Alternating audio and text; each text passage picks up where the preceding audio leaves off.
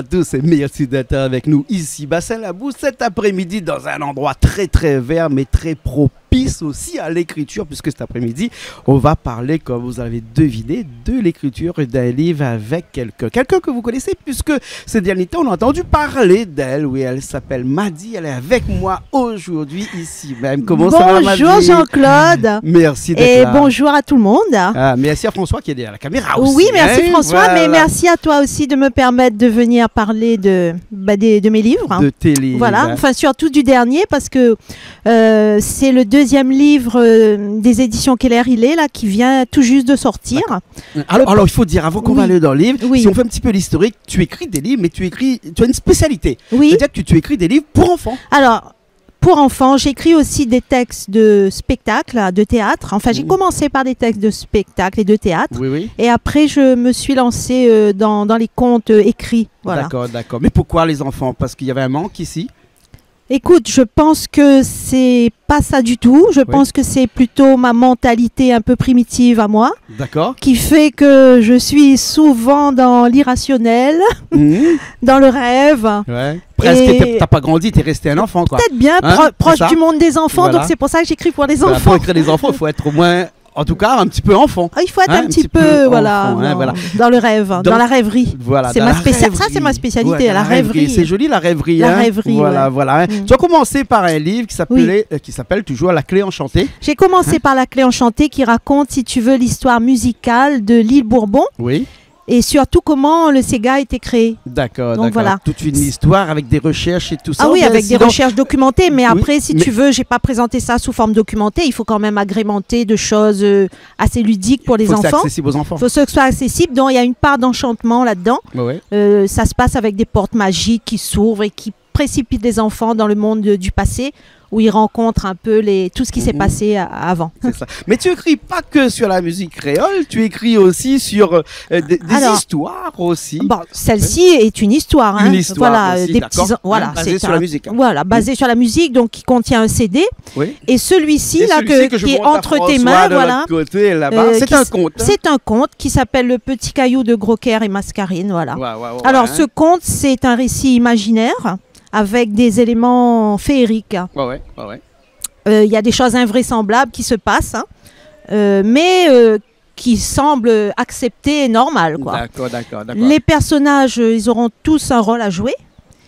Et évidemment, l'histoire se termine bien. Il y a une D'accord. fin heureuse. Et l'histoire permet aussi de tirer une petite leçon de vie pour les enfants. D'accord. Alors, avant qu'on continue, Madi, on est en train de parler depuis tout à l'heure, on est un petit peu en français, on mélange un petit peu le créole, Oui. mais on est majoritairement en train de parler français, Oui. là, avec un mot, avec un nom qui est vraiment le titre de ton livre qui s'appelle Gros Caire. Alors, on croit que là, en causant français nous déoule, les gens vont comprendre ce que c'est Gros Caire. Si vous explique pas moi un petit peu, c'est quoi Gros Caire? Bah écoute, je vais t'expliquer. Bon, déjà te dire que là, on est en plein dans l'univers de féerique, donc dans le conte merveilleux. Alors, il y a 5 éléments importants dans le conte merveilleux. Déjà, les personnages. Ce ne sont pas des personnages ordinaires en général, ce sont des personnages hauts en couleur, assez flamboyants, comme Ouais. Grocker justement, Voilà, notre héros. D'ailleurs, pourquoi Grocker, c'est pas n'importe qui. Hein. Pourquoi on l'avait appelé Gros Caire? Parce que Attends, dans la vie de tous les jours, c'est un peu péjoratif, Gros Caire quand même. Attends hein. là-haut. Hein? Grocker, il n'est pas n'importe qui. Oui. Grocker, c'est quand même, il règne sur l'océan Indien, c'est le roi de l'océan Indien. Ah, d'accord. Ah ben oui, D'accord, c'est un grand d'accord. personnage. Ouais. Après, il y a la Mascarine, la petite fée de la nature. Oui. Et donc, si tu veux, ces personnages, je les ai pas décrits de manière précise, leur âge ou leur physique, etc. Non, ils sont caractérisés par leurs traits essentiels. Grocker, justement, c'est quelqu'un de grognon, de coléreux, qui est un petit peu jaloux, envieux. Ben, d'où son nom, Lina Grocker, quoi. Comme créole, même quoi. Voilà. Alors que Donc, Mascarine. Grocker. Alors, Mascarine, elle est décrite par Grocker comme une petite fée, petit piment, si tu veux.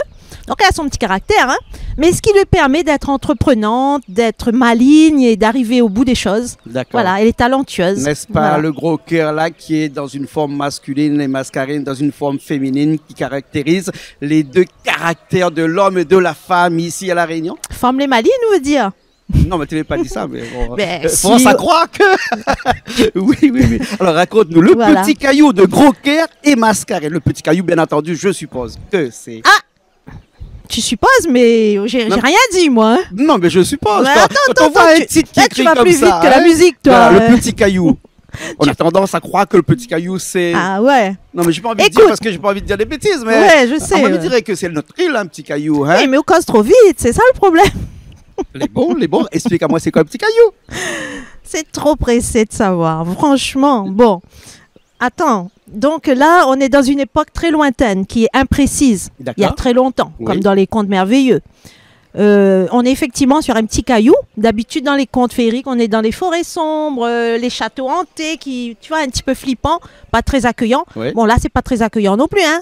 Un espèce de petit caillou noir, dénudé, n'a rien dessus, et en plus fumant. Pas très réjouissant. Pourquoi pas mettre un petit caillou blanc, t'es plus gaillard, non? Ah bah il était noir. Ah bon, c'est comme ça, il était noir. Voilà. Et donc, Sagroquet et Mascarine, il fait ce petit caillou-là? Eh ben, figure-toi que Mascarine avait une mission à accomplir. Mascarine a une mission, et cette mission lui a été confiée par Groquet, justement. D'accord. Tu comprends? Ouais. Donc, Mascarine, pour accomplir cette mission, elle va être assistée par des personnages. Dans les contes, on appelle ça les adjuvants. Ils sont là pour donner un petit coup de main, pour aider à avancer.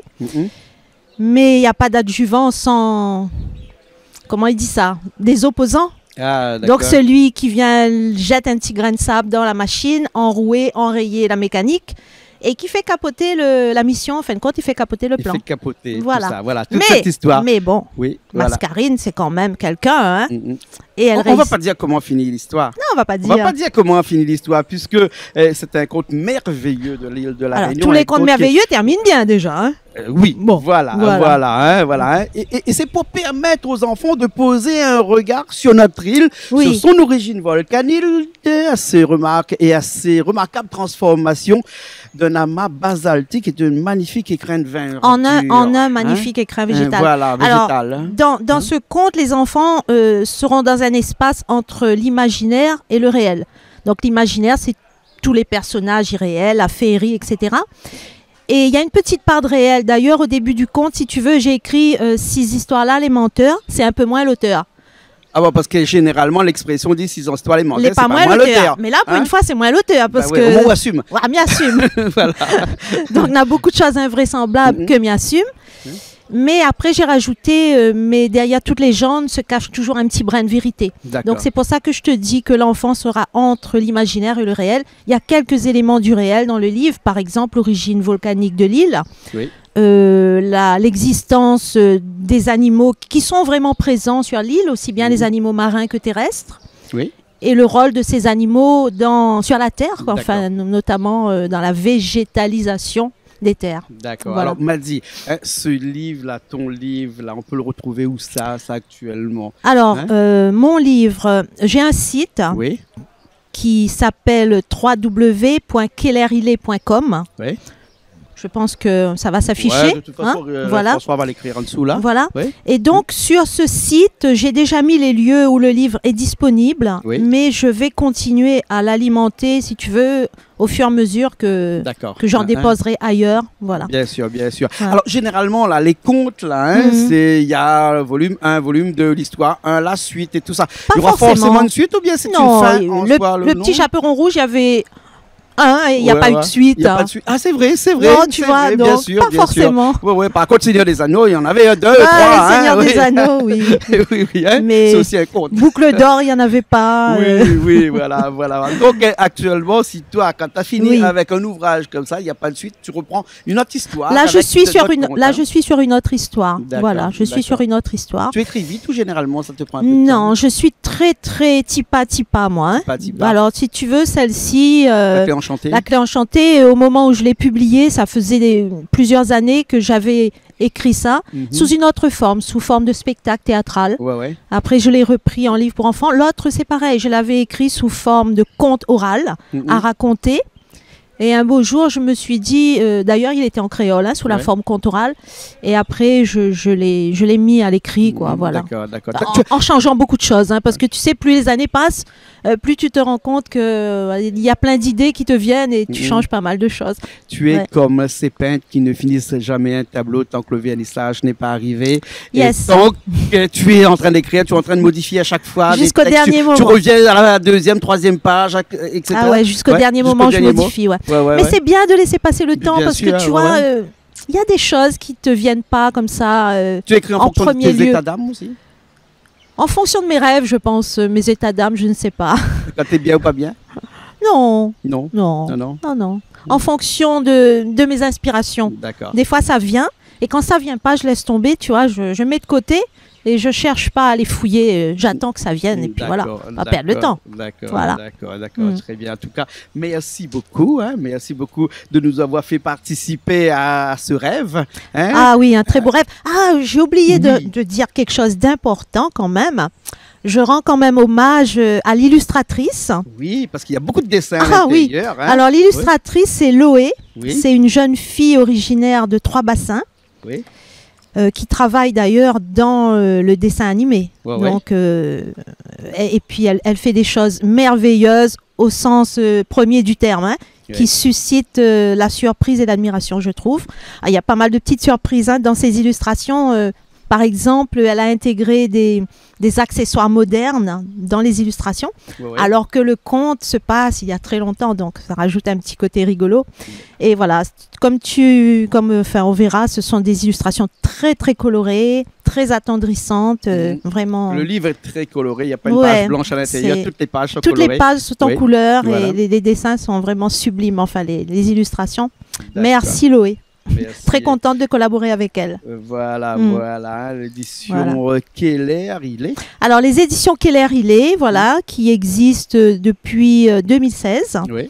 Donc on a sorti celui-ci en 2017 et comme je te dis, je prends un petit peu mon temps moi, hein. Donc le petit caillou Petit vient, pas, petit pas. vient de sortir là Voilà, maintenant. voilà, hein. Bon, je ne vais pas te poser la Très question récemment. pour savoir lequel projet sur lequel tu es, une Mais histoire Tu de... peux me poser la question, C'est bon, il n'y a pas de problème alors. mais je suis pas obligée de te Raconte-nous, répondre. on a eu la clé enchantée, on a eu le petit caillou de gros Caire et Mascarine.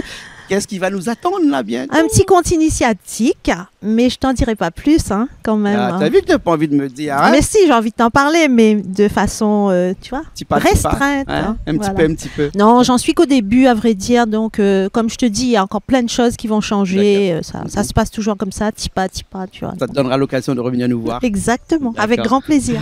Merci beaucoup. Ben, hein. merci à toi de Merci. ton accueil. Et Voilà. on peut dire qu'il y a... On répète un petit coup le site où on peut aller... Alors, le Oui. site www.kellerillet.com. D'accord. Voilà. Merci. Et sur le site, il y a plein de choses. Il n'y a pas seulement les livres, Mhm. il y a des activités aussi pour les enfants. D'accord. Et aussi, on fait aussi des animations spectacles, notamment sur celui-ci, là, une animation spectacle sur la musique, l'histoire de la musique à Bourbon. D'accord. Voilà. Très bien. Merci beaucoup. Voilà, au revoir. Merci. Nous, on se retrouve la prochaine fois dans une nouvelle émission Zigzag sur Canal Austral, bien entendu. Allez, à la semaine prochaine.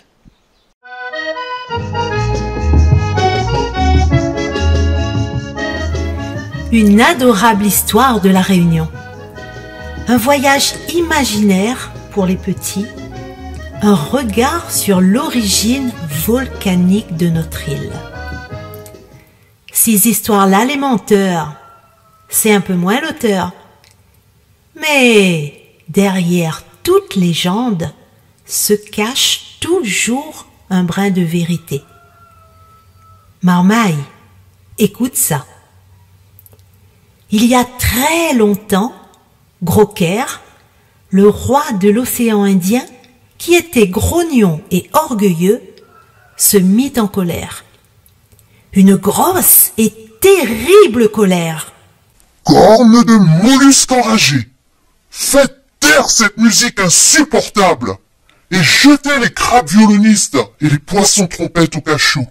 À force de hurler et de crier, le ventre de l'océan trembla et finit par se déchirer. Une colonne de feu en jaillit et des jours durant, l'océan cracha de la lave. Et puis, un beau matin, une fois sa colère passée, Gros-Caire ouvrit les yeux.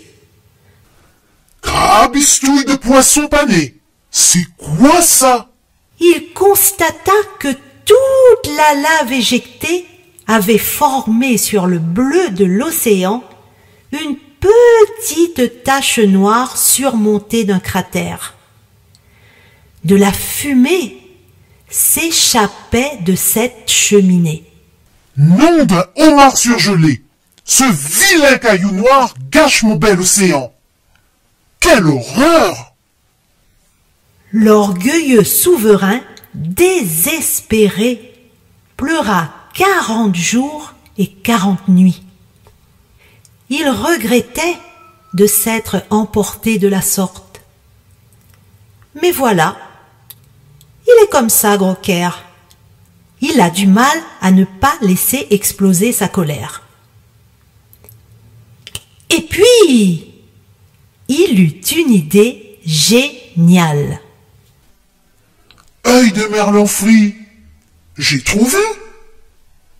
Mon amie Mascarine va m'aider. Enfin, si elle veut bien.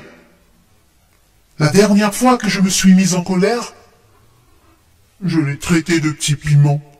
Oups! J'espère qu'elle acceptera. Gros-Cœur appela Mascarine.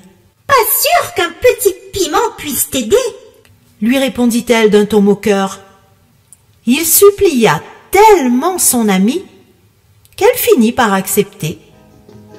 Mais avant de dire oui, elle lui fit promettre d'arrêter de s'emporter pour un oui ou pour un non.